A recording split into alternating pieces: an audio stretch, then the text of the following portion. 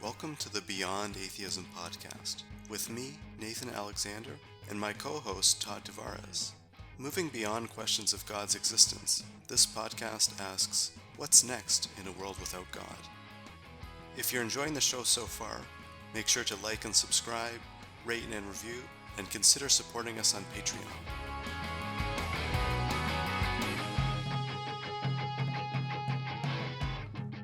The New Atheist movement, for better or worse, raised the profile of atheists and non-religious people in the early 2000s and 2010s. One of the movement's loudest voices was Christopher Hitchens. Famous and infamous in equal measure, Hitch was perhaps the wittiest and most vibrant of the atheist four horsemen until his passing in 2011. To talk about Hitchens and the politics of the atheist movement, we're joined by Dr. Ben Burgis, who is a philosophy instructor at Rutgers University, as well as a speaker and writer. He serves as the host of the YouTube show Give Them an Argument and writes for Jacobin magazine. He's the author of a number of books, including Canceling Comedians While the World Burns, a critique of the contemporary left, and most recently, Christopher Hitchens, What He Got Right, How He Went Wrong, and Why He Still Matters. Ben, welcome to Beyond Atheism. Yeah, thanks for having me. Yeah, thanks again, Ben, for taking the time to talk with us. So just to get started on your book, so it's approaching the 10th anniversary of Hitchens' death. And as you note in the book, a lot of younger people might not have any memory of him now, aside from maybe like short clips on YouTube and things like this.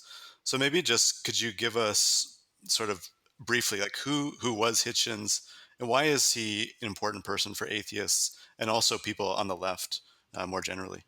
Yeah, right. So part of why he's interesting to me and I wanted to write this book is that he's somebody whose body of work spans a lot of the things that I'm interested in since, uh, I'm whatever else I am, I'm certainly a huge philosophy nerd. And so arguments about whether there's a God or whether, if there's not, if that means that we can't make sense of morality, the kinds of things that he spent so much the last 10 years of his life arguing about are really interesting to me. But also, I'm a leftist and he was unambiguously for the first 30 years of his career. And, it's more complicated after that. But I think the maybe the most important reason why he's interested is that he's somebody who was, if nothing else, a incredibly good writer and a really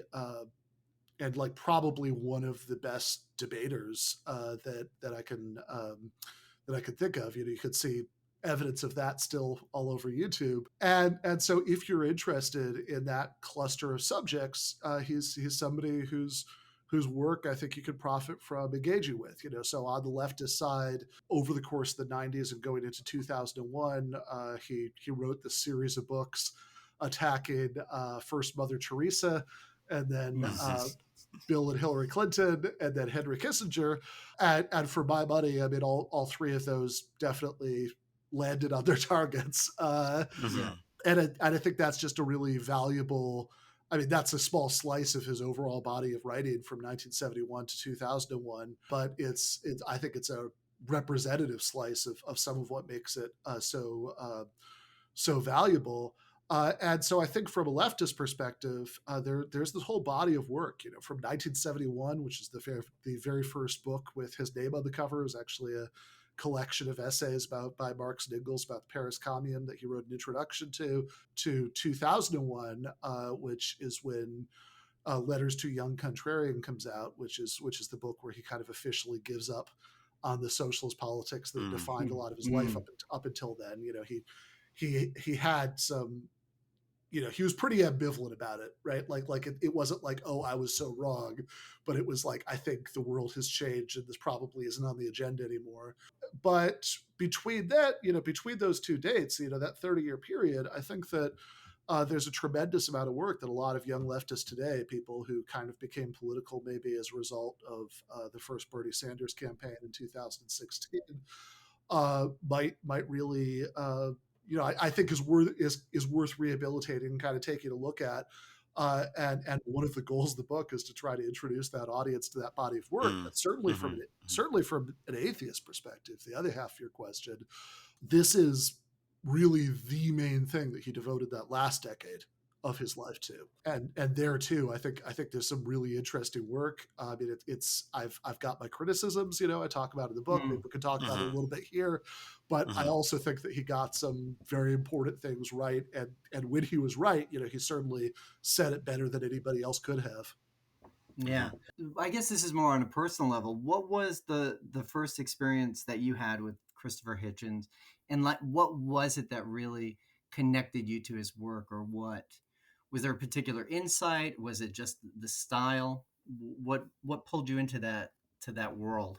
Yeah, so I think there are actually two phases here, because I was a weird enough kid that as a teenager I was reading The Nation when he was publishing in there regularly. Oh, yeah, yeah. uh, and I yeah. So whatever's wrong with me, for that to be the case was wrong with me then. Right. And he had this regular column in there. He and Alexander Coburn both did, and sometimes those kind of felt like dueling columns every other issue.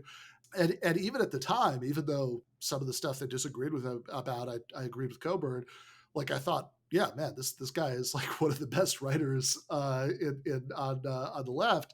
But then, he then to a great extent, he kind of followed off my radar, and he wasn't somebody that I was necessarily following in any great depth until the late 2000s, kind of at the tail end of the new atheist era. And there I could much more clearly identify, what kind of got me back into it, which is a debate in 2008. I mean, I wasn't, I saw it on YouTube, but, Yeah. Yeah. But a 2008 debate with his brother, Peter Hitchens, who I actually was lucky enough to interview about a week ago. And he's an interesting guy. I mean, he's very, he's a very gracious person, and sort of thoughtful and interested, but also in some ways he's a complete lunatic.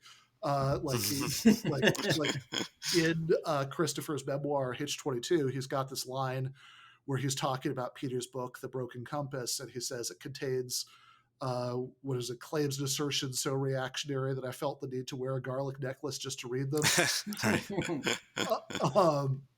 But in this debate with Peter Hitchens, the part of it that I remember originally watching is Christopher's opening statement, from Grand Rapids in 2008, actually not too far from where I went to college, but that was, I'd long since graduated by then.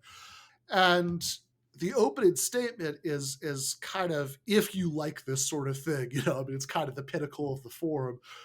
Christopher gets up there and he starts out like, well, I don't think I'm going to need 10 minutes to disprove the existence of God, and then really what he's doing is actually what I think he was, I mean, that's a, obviously a very funny opening line, and like the way that the statement is structured is really, like, it's a very nicely put together thing. But the real core of it isn't actually about the existence of God issue. The real core of it is what I think Hitchens was best at in this whole era, which is this kind of humanistic moral critique of Christianity and similar religions. So I like one of the most memorable lines from that, and I think I like at that point, right, as a about a 30-year-old graduate student, when I saw this on YouTube a year or two after it came out, like at that point it was like, if you like, there was definitely a couple weeks there where if you like got drunk or high with me, like I'd probably make you watch that video, because I really enjoyed that. And his most memorable line from it is this extended analogy between the sort of small o Orthodox Christian conception of God and the government of North Korea, that ends with, but at least, but like it's actually more tyrannical because at least you can fucking die and leave North Korea. Yeah. Yeah. Like, yeah. That's one of the things I remember both in his speech and in his writing, is that there's a humor to it. There's a liveliness. Mm-hmm. It's funny and engaging. And it's the other thing about him was he was just so highly literate. This is Mm-hmm. definitely true in God Is Not Great, when Mm-hmm. like he's just like you can tell that he really dug into all of the belief systems. He really loved digging into the theology as much as he loved just making a naughty joke like the Mm-hmm. Mother Teresa book, which has Mhm. the title of The Missionary Position, Yes. Yes. which is perfect. But speaking about debates, I think Yeah, yeah. Nathan had a question about this. Yeah. Well, I wanted to ask more generally, like just about what the value is in these debates. Like if you see kind of value, I think that's one of the big sort of legacies of the new atheist movement. I think that, and maybe Hitchens in particular, that there is like a big thing about YouTube debates and like videos titled like so and so destroys Yeah, so and yeah, so. yeah. Um, and I think that's sort of a legacy of the new atheist era. And actually, I was someone like who was actually Christian, and I was watching a debate with Richard Dawkins and some Christian guy, and I actually found like that sort of started me on the path to skepticism to some extent, because I found the Christian arguments very like pretty lacking. But anyway, yeah, I just but I also wonder, like, is it this sort of intellectual combat, sort of where one side must destroy the other? Like, yeah, what do you think about this sort of legacy of these debates? And yeah.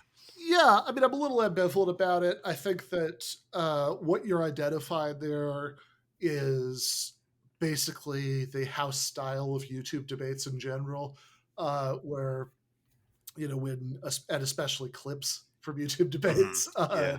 Yeah. that's the sort of all caps destroys thing, which Hmm. always makes me roll my eyes. Although since you you sort of have to be if you want to produce content on YouTube, Yeah. Mm. Hmm. even if you're not quite of that world, you have to be in it. So I always like to say that our at Give Them an Argument, our YouTube manager Kelly, part of what I pay her for is to write titles for clips that would make me cringe if I had to write them myself. So Yeah. Right. uh, Yeah. Mm.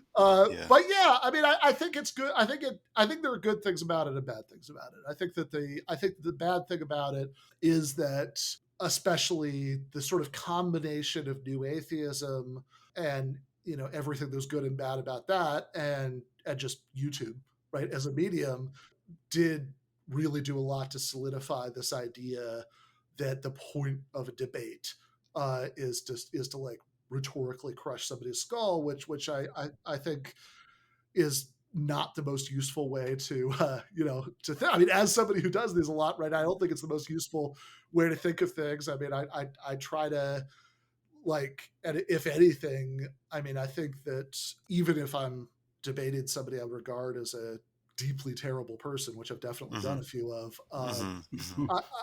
the goal is to, well, I mean, the goal is to reach out to, like, in that era, right? That, like, Yeah. Right. Exactly. Yeah. Mm. to have somebody who is on the other side, maybe, or ambivalent, or maybe was solidly on the other side, but for whatever reason they're at a point in their lives when they're open to a different perspective, and to try to reach them.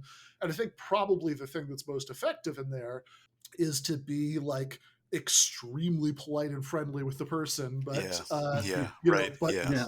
Yeah. but try to, like, make arguments that will get inside the heads of the people I just described, and kind of work on them over time. That said, if I want to actually watch a debate, and I know that there's a Hitchens one on that subject, like, that'll be the first one I go to, because it's going to be Mm-hmm. so much Mm. damn fun to watch. Yeah. Yeah. Right. Yeah. Yeah. So it has atheism come up much in the debates that you've done yourself? Just a little bit. So I did one that was kind of entirely about that in a way. And actually, the one that I just did, we were talking about a little bit before we started recording, it came up. It came up just a little bit, since Charlie Kirk, who is, whatever, everybody knows who Charlie Kirk is. We don't have to do that. Yeah, we should maybe just say he's the founder of this conservative group called Turning Points USA. And I heard he was recently destroyed in a debate. Yeah. Yeah, right. So when I was arguing, debating Charlie Kirk, the by 95% of it was political, but there was the way it was structured. There was the first hour was also released as an episode of this new show that he's doing, Debate Night with Charlie Kirk, and then the second hour was like kind of a bonus thing. So in the bonus hour, we did get into some more philosophical topics, and because Charlie is very fond of saying, like when I was kind of prepping for this debate, like I watched several of his old debates, as you would, and I've seen him say several times, whenever like the person who's arguing with about politics uses the phrase social contract, he'll say, "Oh, there is no social contract. I didn't sign a social contract. Rights come from God."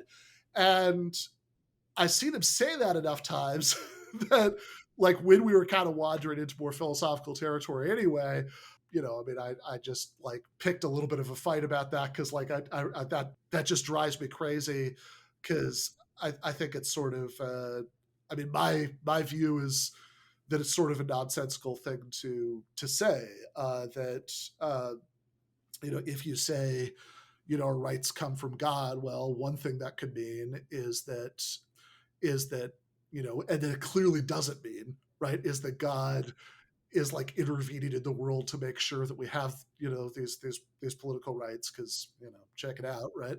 But then the other thing that it could mean, which he did, I think, agree, it was a little unclear, but I think he agreed that this is what he meant, is that it's morally wrong, it's morally unjust for a society to deny people these rights because God wants us to have them, which of course raises this obvious question about if God, does God have a reason for wanting us to have these rights? If so, tell me about that reason.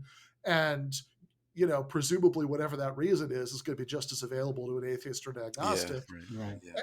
Yeah. Or if God doesn't have a reason, it's just like like that's where the explanation bottoms out, that this is what God wants. Then, okay, so we just kind of like got lucky there that he wants, free speech and freedom of religion and equality Right. for women. And, he could just as easily have wanted us to have fascism. And you haven't told me anything Right. about Right. why not. So so that came up a little bit there. But the other one that was entirely about it was actually very very, very Hitchens relevant, because it's kind of one that happened because I was researching for this book, right? I was trying to go through and reread as much as was humanly possible of Hitchens' writing, which is extends, like, if you've read all the books, that's like kind of a beginning, right? Because Yeah. he spent decades writing for the New Statesman, and then the Nation, and Vanity Fair, and Slate, etc. Right? Like the man wrote all the time. Like this was kind of his. This is the defense when people would be like, man, guy seems to drink a lot of whiskey. Like, you sure you don't have a problem? And he'd be like, I do 2,000 words of usable print a day. Right. So I was trying to reread as much as I could, at least realistically, of his writing. So one of the things that I read was this little book of battling back and forth essays that he wrote with Pastor Douglas Wilson, called "Is Christianity Good for the World?" And when I was reading that book, Wilson's half of it, like I kept. I mean, I was reading it on Kindle, but like I kept kind of wanting to throw my Kindle at the wall because it was driving me crazy. That like it seemed to me that he was conflating these just completely different issues about like what makes something morally wrong, and then why, that, like, in other words, what your moral reasons are for not doing something, and then whether you have a self-interested reason for not doing it. You're worried about going to hell, right? And so, which it just seems to me that's like, okay, I mean, if I lived in Stalin's Russia, I would have a self-interested reason to do what Stalin wanted, but that's not a moral reason. That's like, Right. Yeah. in normal context, we understand how these can come apart. So, I did a debate with Wilson on is atheism immoral, and so I sort of did the thing that I was do when this comes up, of trying to separate out the issues a little bit, because I think there's a tension between a couple different things. One of which is that, as I said, I mean, whatever else I am, I'm a huge philosophy nerd, and I obviously enjoy arguing about, stuff like, does God exist? What's the foundation of morality? But also, I'm a, like most of what I do, most of what I spend my time writing, thinking, and arguing about is about politics. And look, I'm not under any illusions whatsoever that somebody who might be an atheist and like a right wing libertarian is more my paisan than Cornel West is. And, and so I and the way that I always kind of soften that when this comes up in debates is I'll kind of say, look, if you don't want to impose your religion on me, then politically we're 5 by 5. I have tremendous respect for Christian socialists like Cornel West or Martin Luther King, or just to pick a third example of a progressive Christian at random, my wife Jennifer.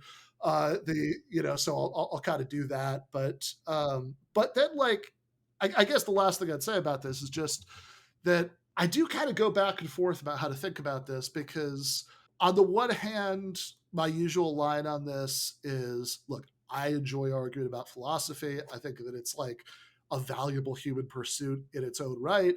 I'm happy to agree to disagree with while we work on paying people a living wage and giving everybody health care and all that. But ultimately, sure, I mean, I'm also happy, you get back for the march, let's have a fun argument about philosophy. And that's largely my attitude towards it. But the one thing that is a little bit complicated about it is that I do think that when the Douglas Wilsons of the world say that if you don't believe, what they believe, like you can't be a good person, like that actually does seem like something that it might be legitimately publicly important to push back against. Yeah. But this I think brings kind of touches onto Hitchens' position of Mm-hmm. anti-theism, Mm-hmm. right? Which, I mean, you've set the stage for your atheism, which even in the book you differentiate between his anti-theism. Could you tell us a bit more of like how he viewed this, what his view of atheism was, how it became this anti-theism, and why is that such a bad thing? Yeah. So I think that one thing that would be one of my criticisms of the new atheist movement, as as it existed in the late 2000s, a sort of weird thing has happened since then, where it's still like it still exists, kind of, right, but it's certainly a shadow of what it was then, and a lot of people who were kind of adherents of it have drifted off in various other directions, right? Like Sam Harris is went from being one of the 4 horsemen of new atheism to being kind of, he's sort of disowned it now, but kind of a charter member of something called the intellectual dark web, along with people like Jordan Peterson, who's sort of a strange mystic, and Ben Shapiro, who's like a religious fundamentalist who thinks that there should be a Palestinian state because God gave the land of Israel to the Jewish people. So something weird has gone on there, right? But I think that if you think about the sort of new atheist moment, roughly from whatever year maybe that the Dawkins book came out, the God Delusion, for like a few years after that, there's the sort of years when Hitchens was really kind of at his height of emphasizing this issue.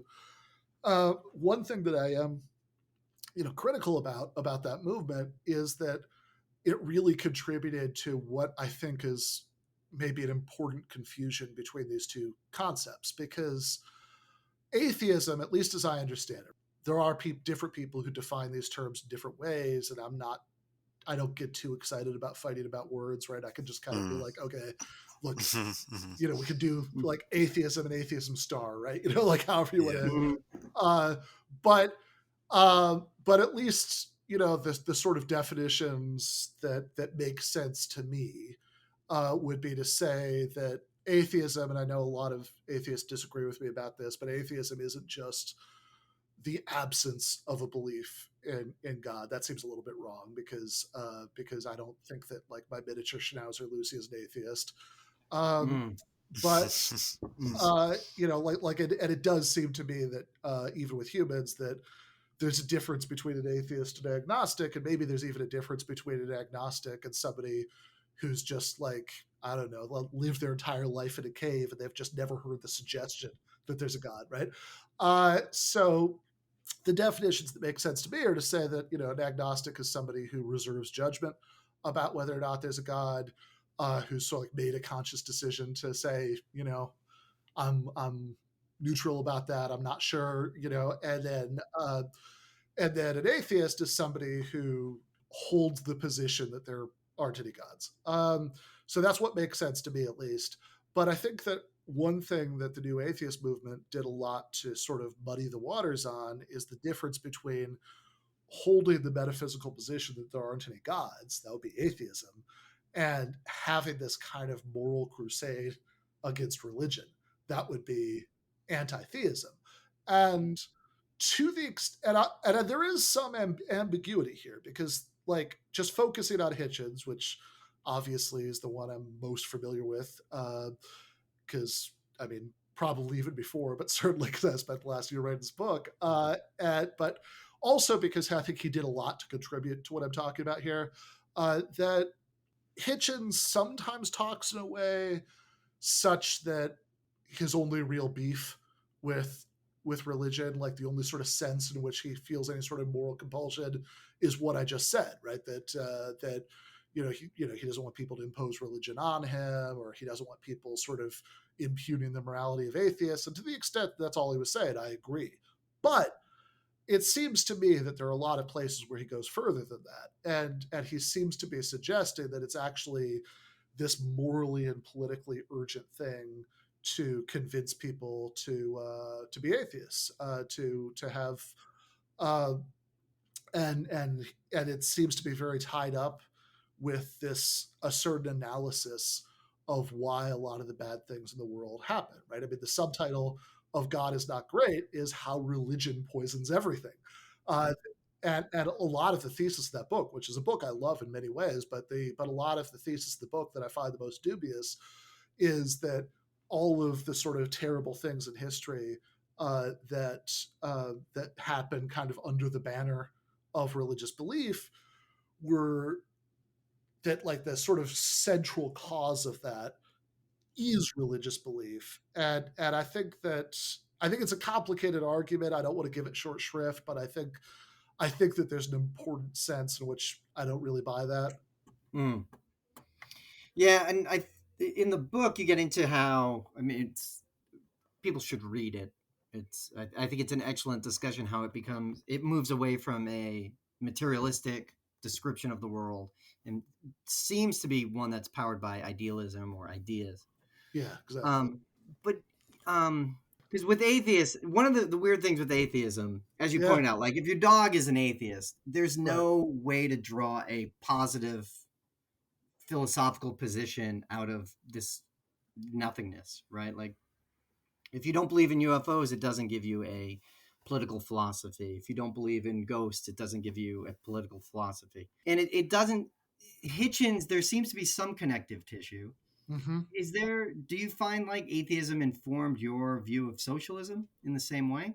Oh, that's a really interesting question. Let's think about that. So maybe I think that the connection between the two, as like certainly like Marx would have drawn it, and also as Hitchens during the decades that he was a socialist would have drawn it, and maybe even after, because he always even in the last phase of his life, when he was taking some political positions that I think are like really bad and indefensible, he still maintained some kind of ambivalence and residual affection for and a sort of defense of certain things about the socialist tradition.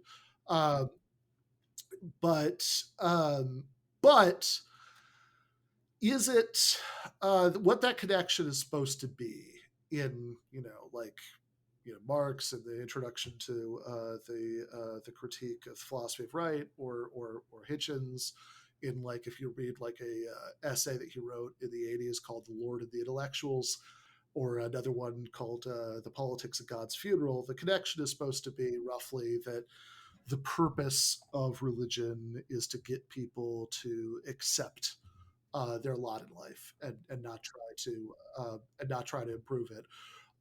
Which I think there's definitely some truth to historically, that it often has played that function.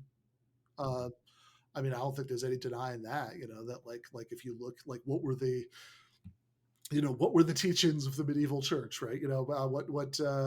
What for that matter were the teachings of like German Lutherans, like during the Industrial Revolution, preaching, to workers about what they should do. I mean, that's, and by the way, let's be consistent about this. This also doesn't even apply to just to religions like Christianity. I mean, like, I've always thought, there's this Zen story about this guy who was a bodhisattva, who achieved enlightenment, and is asked, "What did you do before you achieved enlightenment?" He said, "Well, I carried water from the river." And I said, "Oh, what did you do after you achieved enlightenment?" "Well, I carried water from the river." And that's supposed to be sort of deep and beautiful and profound, but all I could think when I hear it is, man, that seems like the effect of that is to get him to accept a situation that's Right. not great, right? I mean, like, I kind of Mm. would prefer him to get mad about it, and start a water carriers union, and, like, get paid more, and have more free time, so maybe he can go back to college, and like, that's Right. sort of, Yeah. what would seem like a more useful message to me. So I think that it's undeniable that that religion in many times and places has in fact filled that function. But the thing that complicates it for me is that it's also true that that there is a long tradition, definitely not the dominant tradition, but one that exists, of religious people finding support within religious traditions for the kind of values that I would like. That we could talk about the civil rights movement. We could talk about the social gospel, etc. Right? So, and I think that some of the moves that Hitchens would make to sort of say why this doesn't count just aren't entirely convincing to me. And I think that what I find really insightful here is, if you read Michael Brooks's book Against the Web, in the last chapter of that, he's kind of got this view that's sort of derived from, in part, from Amartya Sen, and kind of through Sen, you can kind of trace back John Rawls, which is that there is no such, like, when people ask these questions, like, is Islam in its, like, real true essence this nice positive religion of peace, or Islam in its real true essence this nasty fundamentalist religion that teaches the oppression of women and religious minorities? And the I think the right answer to that question is that it's just, the question is flawed. The question is based on a flawed premise, that there is no such thing as the real true essence of Islam. Like, in fact, like, we can even sharpen this if we assume atheism, because we say, okay, I understand what a believer means when he says such and such is the, like, one true interpretation of Islam, but I don't understand what a non-believer means when they say that, right? This, like, they clearly don't mean this is the version that God intends. So failing that, what do we what are we talking about? And what I would say is that, like, cultural traditions in general and religious traditions fall into this, are vast and multiform things, where you'll find people within those broad cultural religious traditions who find their way to exactly the kinds of values that I like and would agree with, and then find things in their tradition to use to sort of express them in the language of that tradition. And there are people, of course, in all those traditions who find their way to values that I loathe, and find ways to express those.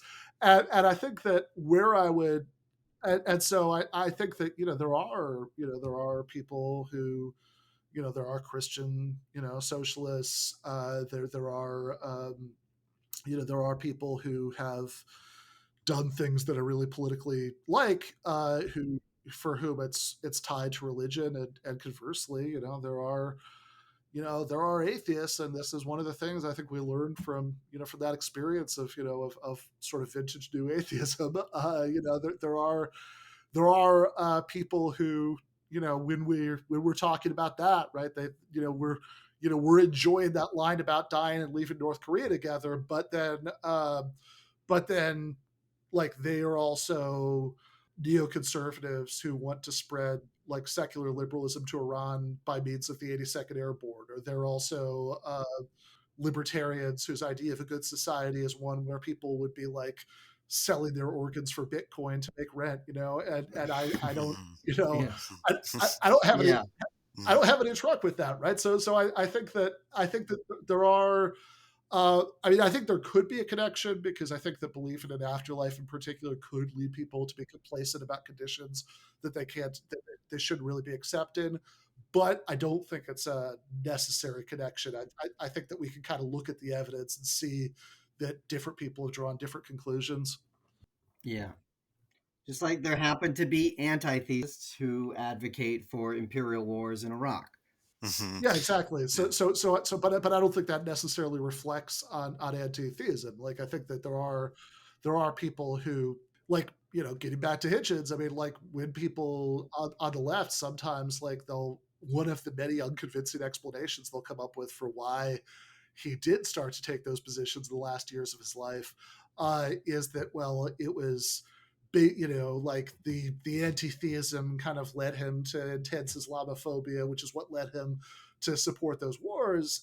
And I really don't buy that, because one, if you look at his overall career, the anti-theism was there for like decades before he Yeah. Yeah. started. I mean, I just talked to his brother, and he told me that this is probably the most consistent position, throughout Christopher's life, that he probably held it from about the age of 11. So I don't think that's it, right? And also, like, I think it's also like, look, why not, if you're an anti-theist, right? In other words, if you hold the view that it's really morally or politically important to sort of try to get people to not be religious, and you really see religion per se as the cause of a lot of the bad and dangerous things that happen in the world, that position, okay, I can kind of see how you can get from there to support for the invasion of Afghanistan, as tragically misguided as I find that.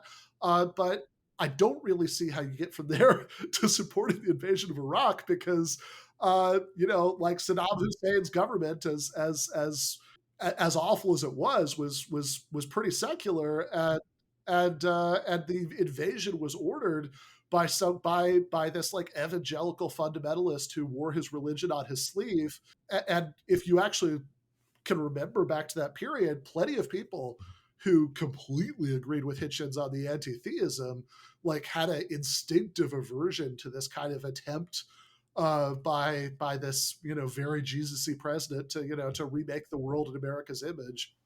Mm. Mhm. Um, yeah, Ben, I wanted to talk about cancel culture a little bit, just sort of to pivot away Sure. from Yeah. Hitchens. So you've also written a book, another another book that came out pretty recently on cancel culture. Um, Maybe just could you just give us sort of an elevator pitch for like why you think cancel culture is a real thing, and what, and like, why is it a problem? Sure. So I think that people who say that this is nonsense, there's no such thing, what are you talking about? Uh, I will grant you that those people, I think, have a lot more evidence on their side in the last year, really, than they had before it, because in the last year, mainstream conservative politics, Republicans, have like really latched onto that term, and they've used it in many nonsensical and inconsistent ways. The Mr. Potato Head thing is cancel Right, culture. right, yes. Yeah. Like it's just bizarre. So I think they've clearly overextended to the term, to the point where if somebody was just paying attention to their usage of it, they said, "Oh, that's meaningless," I'd kind of say, "Okay, fair enough," right? Like, let's just come up with a new word for what I want to talk about. But what I want to talk about which is, I think, the dominant sort of 2019 and earlier sense of when people talked about cancel culture, or even before the term cancel culture was popularized, what people meant when they used like the sort of 2017 kind of term, which was call out culture.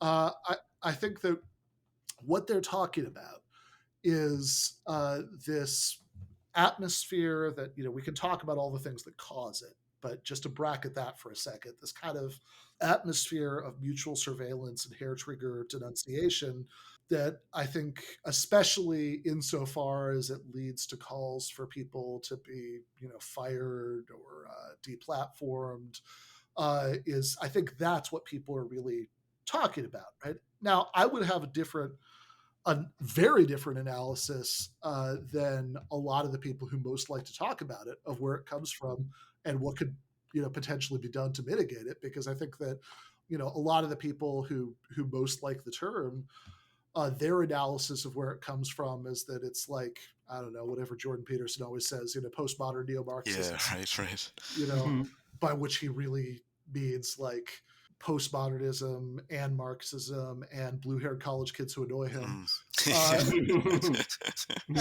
And I think those are all three different things. Yeah. And I really don't think any of the three have much of anything to do with this phenomenon. I think that the phenomenon is caused by broader cultural and technological trends. Most obviously, the rise of social media, which makes it very easy to keep track of people's statements and and sort of dredge them up when you get mad at them, and and for people to start like these kind of avalanches of denunciation. So most obviously that, but I also think there are broader things that, like the fact that we do live in this kind of neoliberal hellscape where most people have increasingly, right, many, increasing chunk of the population live these incredibly precarious lives. Most Americans work in non-unionized workplaces where they could be fired at any time, and so that really, that really lends itself to like, that really gives the threat of doxing and all that an extra sting.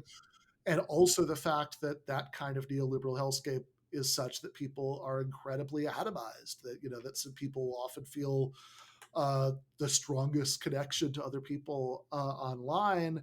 And then also we could talk about the profit incentives built into the social media companies themselves, who have every incentive to, and this is, have more or less admitted to, try to make their product as addictive as at all possible. And I think that the effect of that all kind of coalesces to get this phenomenon that people are talking about when they're talking about cancel culture. And I guess I just briefly recommend, if you want a bunch of vivid stories that illustrate what I'm talking about, there's a book from 2015 by John Ronson called "So You're Being Publicly Shamed," that I think is kind of the best thing on that. Especially, I like the fact that none of his, almost none of his examples, I guess one or two are, but almost none of his examples are about like rich and famous people, particularly, right? They're about people who, for the most part, we've, like Justine Sacco, for example, or Lindsay Stone, who we've only heard of because they were canceled, and that really, I think, gets to one of the reasons, I think, when people say, "Oh, this is just like rich people who are, who don't, or powerful people who don't like being criticized," I'd say, well, one, I'm actually much less concerned about them than I am, because if a really famous person is really canceled, then they're probably going to be fine. Because if anything, the sort of boomerang effect from people getting mad at the injustice of what they've done to them is such that they'll land on their feet, right? Like they'll probably, like they might even be better off, right? Because of it in the long run. Whereas if you're just some like person who who writes for a local newspaper, and somebody decided to dredge up your bad tweets from 10 years ago and get mad at you for it, then probably it's going to it's going to be very effective. And I'd also say that one reason I really wish that the left would sort of switch from just kind of tailing along with the standard liberal position on this, which is kind of gaslighting people about whether it exists, uh, you know, is that I think if we kind of tried to take ownership of this a little bit more, I think that we have plausible things to say about maybe not complete solutions, because not all problems that are big problems have clean, easy solutions, unfortunately, but things that are at least substantive partial solutions, like most obviously changing labor laws to make it easier to organize unions and harder to fire people. Yeah, because that's like when we talk about cancel culture, if you, especially to bring up that example of the small town newspaper writer, Yeah. like the canceling, who's actually doing the canceling in that case? It's, I mean, bosses should be taking the most responsibility for this, the ownership, shouldn't they? Well, If sure. they're No, yeah. Look, no question. I think that one thing that might be a useful comparison is thinking about McCarthyism in the 50s, I guess from the late 40s to kind of early 60s, roughly is what we're talking about. We're talking about McCarthyism, and so you have two things, right? You have this kind of red hunting hysteria that's stoked by lots of people who aren't actually in a position to fire anybody, and then you have the Hollywood studios, for example, giving into that. And if you want to say ultimately that second part is the more important part, then I don't disagree, right? But I mean, I also think that there is a sort of shift where these things arise in the first place with greater frequency than they used to, and whatever your explanation is of that shift, I think it's worth acknowledging, right? Like, so just a small example, right? There was God, when was this? This was like a few months ago. It was like spring. There was a contestant on Jeopardy who he'd done this like he'd just won like 3 games in a row or something, and every time he won one, he'd do this thing where he'd like hold up one of his fingers for I won one, and then like he'd and then like it got to 2 or 3, and there were people who were convinced that he was like sort of slyly doing the like okay sign, which people who have like terminally online brain poisoning think is a white supremacist thing. yeah, uh, and there were like 400 former Jeopardy winners who signed this open letter saying that like kind of denouncing him for this and saying that Jeopardy should should have like edited it out or something like that. And I think that whatever else you think, right, whether you think it's a big deal or you don't think it's a big deal, whatever you think caused it, whatever you think might help mitigate it, I think we've just got to acknowledge that not only would that not have happened in the 90s, I don't think that would have happened in 2011. mm, Yeah, yeah, right. Yeah, yeah. yeah. There's a lot that's changed in there. And how was that one resolved? Did he continue to play? I think he did, although I believe, I mean, I think he also kind of did this groveling apology for that, and also I mean, to be fair, the other half of it was that there was a question where he'd said like this was actually like a correct answer to the question, but he used the word gypsy, and people object to that Oh, because okay. because you're No. supposed to say Roma now.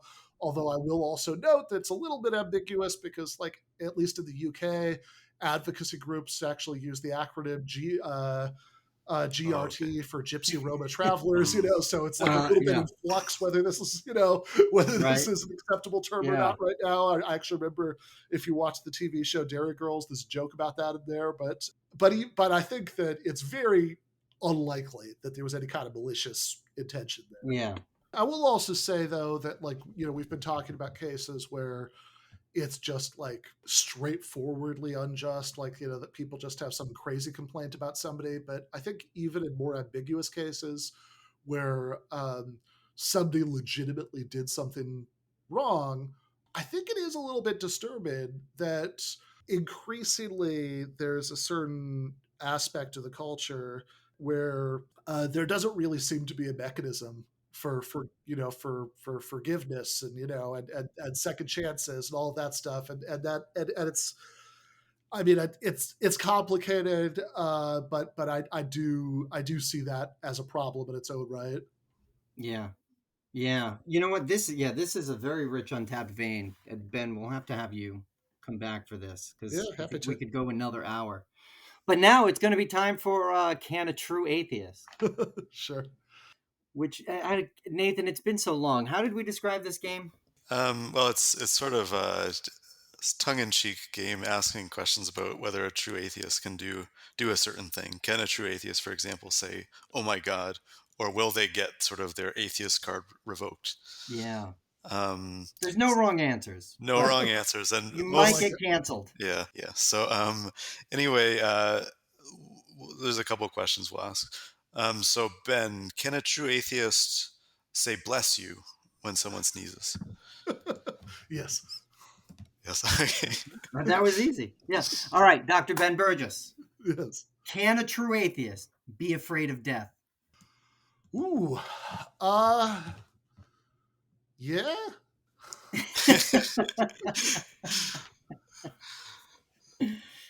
Okay. That makes sense. All right. Okay. This one sort of relates back to the politics thing. Um, can a true atheist give their unqualified support to capitalism? uh yeah, I mean unfortunately I think that's Hmm. compatible. Okay. Oh man, this just got dark. Can a true atheist use goods and services provided by religious organizations? Yeah, I mean that seems fine to me. I mean, like I guess unless maybe the exception is that if it was if the goods and services were manufactured by like what do they call it like the Project Rehabilitation Force at the Church of Scientology, that like Oh yeah. if it's something like that, right, that the Yeah. somebody is somebody has actually like been enslaved by a religious organization, then Mm, then you might, it's not that it's incompatible, not that doing a bad thing is incompatible with sincerely having a certain metaphysical belief, but like, you kind of question if part of what we're packing into true atheist is like you have some sort of, you know, value system consistent with, a kind of robust secularism that might just, put that in question. mhm. Yes. Can a true atheist believe in objective moral values? Definitely. All Okay. right. All right. Okay. This is easy. Wait a minute. Are Yeah, there maybe we could. objective Yeah. moral values? Ooh, Are big. they just handed down from God? Yeah, I mean, I think I mean, my big, I will just shamelessly plug and say that the second chapter of the book is largely about this exact question, but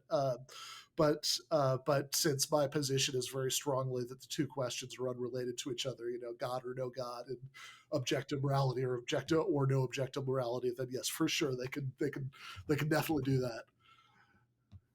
Yeah. All right. Next question. Can a true atheist consume animal products? Yes, yes, I think so, and this is actually also relevant there because I don't know if you want to get on a whole thing about this actually, or if I should just say yes, we should move on. Huh. Well, You can maybe. flesh it out. Yeah. Just a yeah. Oh, okay, Yeah. okay, just a tad, right? We'll the so one of the very few previous books written about Christopher Hitchens was this book, the Faith of Christopher Hitchens by Larry Taunton, and in that book, Taunton is an evangelical who Hitchens debated, but also also they became friends. But then Taunton wrote this book about him after he died, and in which he suggested that that actually, Hitchens' atheist worldview was coming apart, and he was like, and he was teetering on the edge of giving it up entirely, and who knows what might have happened on his deathbed, uh, and Mhm. uh, and so it's a the whole thing is in very bad taste, but the reason I was thinking about it is one of his pieces of evidence is that he wasn't really a that he, he wasn't really holding strong to his atheist worldview, is that he told him he disagreed with Peter Singer about there being nothing special about humans, but like Okay. that just seemed like a Yes, kind of a that's separate question. Yeah. that's definitely that's a stretch. Uh, can a true atheist meditate? Uh, yeah. I mean, I think if you, yeah, sure. I mean that, like, I think that, I mean, I think if you're, I mean, if it's like bound up with sort of details of Buddhist or Hindu religious practice, then like depending on what we're packing into atheist, maybe not. But like if it's, I mean, but yeah, I mean that like if you like sitting in a certain way and counting your breaths and trying to I mean, all of that stuff might actually be a good thing to do, and there's certainly nothing about it that has to be attached to a certain metaphysical belief. Yeah. And finally, can a Yes. true atheist dislike Christopher Hitchens? Yes, for sure. Okay. I mean, I'm a, I'm obviously somebody who likes him a great deal, despite a lot, right? I mean, I think that there's a case for. I mean, it's not like I don't get what the case for not liking him looks like, but, So, but I still like him a lot despite all of that. But yeah, I mean, you could be. I mean, presumably there are, numerous, former comrades of his who had, who just completely reviled him after his sort of reaction to 9/11 and his support for the wars and all that stuff, who were just as atheist as he was. I mean, I think if, I mean, I think being an atheist and liking some of the stuff about religion might make you a little bit less likely to dislike Christopher Hitchens, but it's definitely compatible. Yeah. Yeah. Well, it's a hell of a read. Very insightful. It's a great mix of philosophy, socialism, his story, and how he ends up taking that bizarre turn at the end. It illuminated a lot. I highly recommend people checking it out. Yeah, Ben, is it out yet? It is not out yet. It is available for pre-order. It officially comes out on New Year's Eve. So if so you can't you can't wrap it up and put it under the tree for your whiskey swilling atheist uncle, but you could pre-order it and print out your receipt and use it as a stocking stuffer, and then when it actually shows up on New Year's Eve, you can take a look at the nice cover art that Andy drew, and then go out and celebrate New Year's Eve, and then when you're and then when you're like kind of sluggish and hungover the next day, you can give it a read. Yeah, right. Yeah. Ben, anything else you want to plug aside from your book? No. I think that's good. So yeah, I think you mentioned GTA and Jackman and all that at the beginning. I don't know. Watch the Charlie Kirk debate. It's fun. Right. Yes. All right. Definitely. All right. Yeah. Thanks again for coming on, Ben. Yeah. Thank you. Good for having me. Well, that was fantastic. That was Dr. Ben Burgis. Nathan, what's your takeaway from Ben Burgis? Yeah, many things, I guess. Just to sort of pick up on the cancel culture thing we were talking about at the end. But I appreciate like his perspective of sort of acknowledging like this is like a real phenomenon. It is harmful, but at the same time not kind of remaining like on the left about it and not kind of descending into like right-wing lunacy or whatever, like sort of exaggerating like how widespread this is and so on, and so I think that was valuable. Yeah, he had a lot of nuance to it, and a lot of the pieces connecting technology to attitudes to working conditions and how all these things factor into it. So it's not just, and that there's multiple layers. Man, wow, that was it came on fast and furious, like most of what he does. What was your takeaway from the Hitchens book and his discussion of it? I think the really useful thing, I mean, in addition to being a good like overview of Hitchens' career and stuff, it's also just a good introduction in general to many other topics. Like one thing I learned more about is sort of the difference between Trotskyites, Yeah. which Hitchens sort of claimed to be, and like Stalinists, Oh yeah. Yeah. which this division goes back to the start of sort of the Soviet Union. And yeah, I think, and like, and other things like he said in our conversation about like religion and morality and stuff. And there's a part about like Oh reparations, yeah. Yeah. just many, and like, like the Clintons, like, because obviously Yeah. Hitchens wrote about that.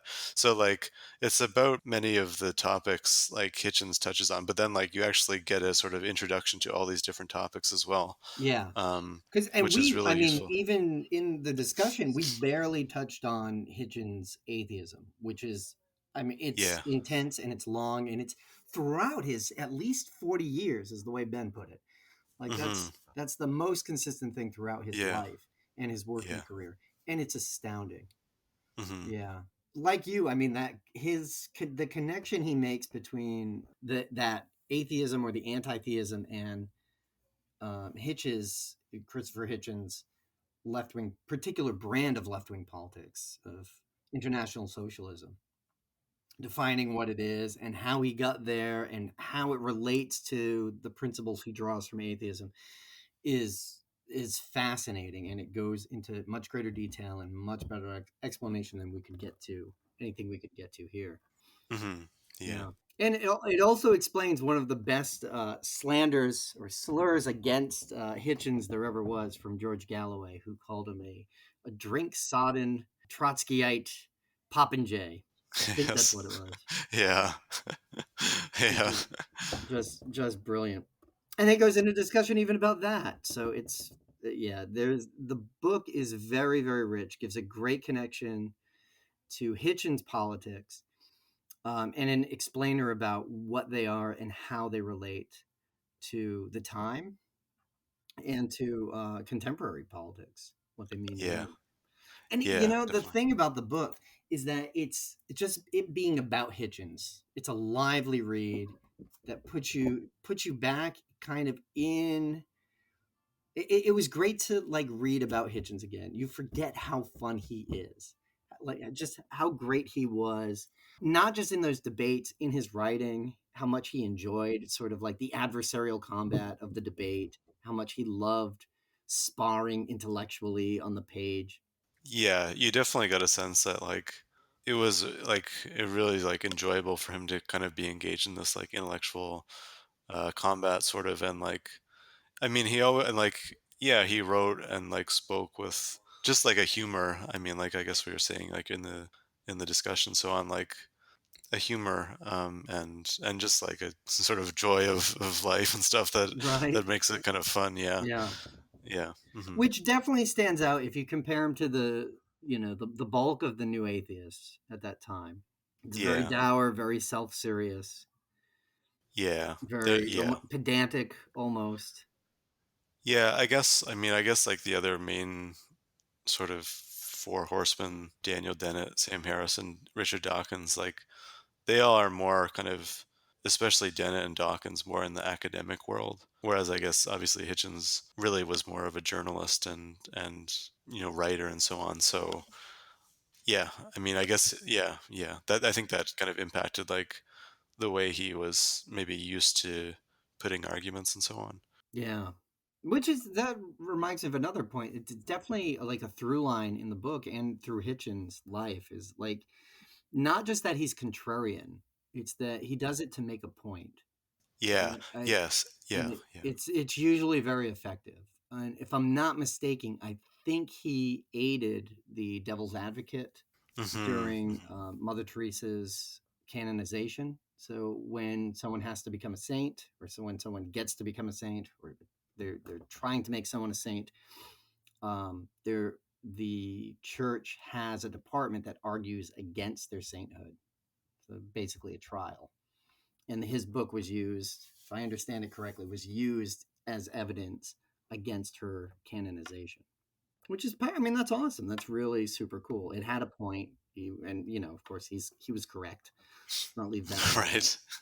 Yeah. But yeah, like that. I mean, he's someone who really lived with this idea that sacred cows make the best hamburger. Yeah. Yeah. Yeah. But I think the important thing was, like you said, like it wasn't contrarianism for its own sake, which I think you see like more and more these days. But like there was always like a point and a principle to it. I think that does like keep it kind of rooted into something. And it's not just, yeah, you're not just flailing around at whatever thing you kind of see. Like there's always a point to it. So Hitchens, he's worth checking out. He's still, I mean, his books are still in print. They're still available. You can see him on the YouTube. Ben Burgis, fantastic conversationalist. You can check him out on YouTube at Give Them an Argument. He publishes through, I think, Jacobin. He's still writing there. And he has a couple books. We've got the links down below. One is Canceling Comedians While the World Burns, Critique of the Contemporary Left. And for pre-order right now, not available to purchase yet, is Christopher Hitchens, What He Got Right, How He Went Wrong, and Why He Still Matters. Other thanks, Nathan? Yeah, we would like to thank the audience for Lawrence! listening. Oh, man. Yeah. I forgot again. Yeah, of course. Yeah. Yeah. And Red Japan. Oh, my We'd goodness. like to thank who supplies our theme music. Fantastic. Yes. Excellent as always. Note for note, pitch perfect every week. And what else? Oh, ring the bell, pull the string, kick the dog if you have to, like and subscribe. Check us out on Patreon, and we'll see you guys later.